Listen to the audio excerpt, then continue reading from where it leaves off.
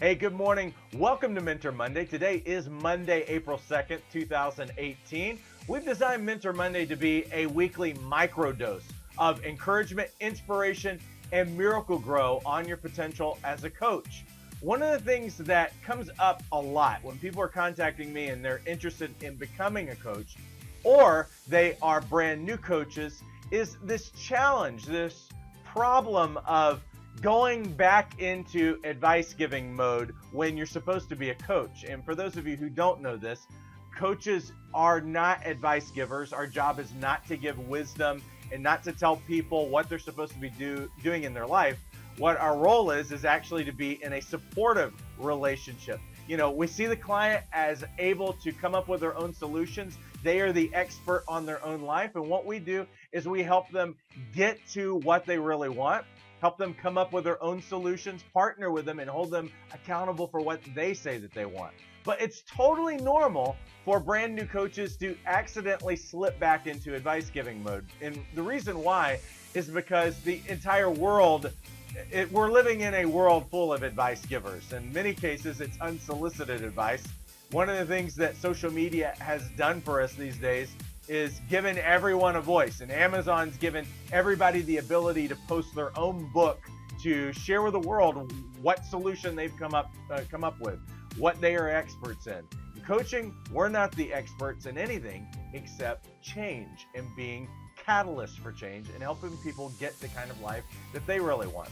So for a coach who's starting out, it is really normal to absolutely slip back into advice giving mode. But what you have to do as a coach is not get frustrated with it. Don't feel at any point that you have the pressure on you, especially when a client is looking at you and they're saying, well, what do you think? What should I do? That's not time for you to feel like you've got to be an expert and prove something to them. It's to stay in coaching mode. And how do you do that though? How do you keep from slipping back into advice giving mode? What I usually tell our coaches is to use the 2-sentence rule. This is a technique that I believe that anybody can use, and it works beautifully. Here's what it is. The next time that you coach someone, the next time that you sit down with someone, follow this simple rule. You can only speak 2 sentences at any given time.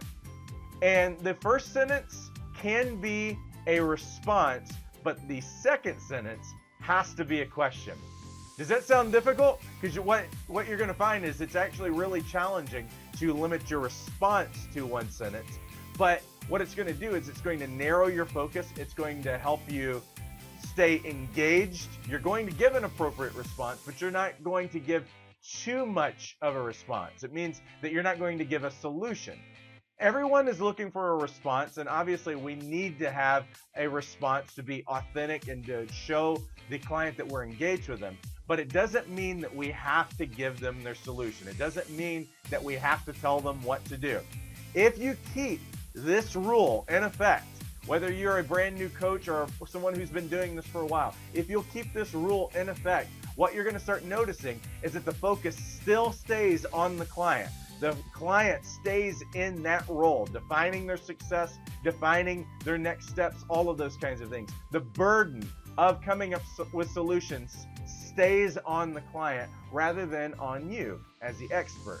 And what you'll find is you'll become an amazing coach because you're going to allow them to be who they are, to come up with their own solutions, and for the focus that you're a partner.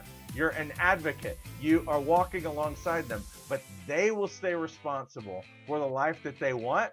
They'll come up with the right, accurate solutions because they already know what they need to do.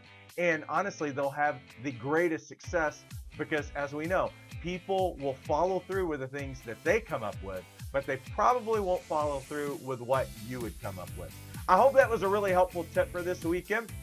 We kept it really short. We would love for you to share this with the world. Share it on Facebook, on Instagram. We have a YouTube. We are on all social media, so we're asking you to like this video, to like this post on Instagram. Engage with us. We love to engage with people who are out. Maybe you're already a coach. Maybe you're thinking about becoming a coach. Engage with us. We'd love to have a conversation with you about this. Also, to find out how successful that you are with this technique.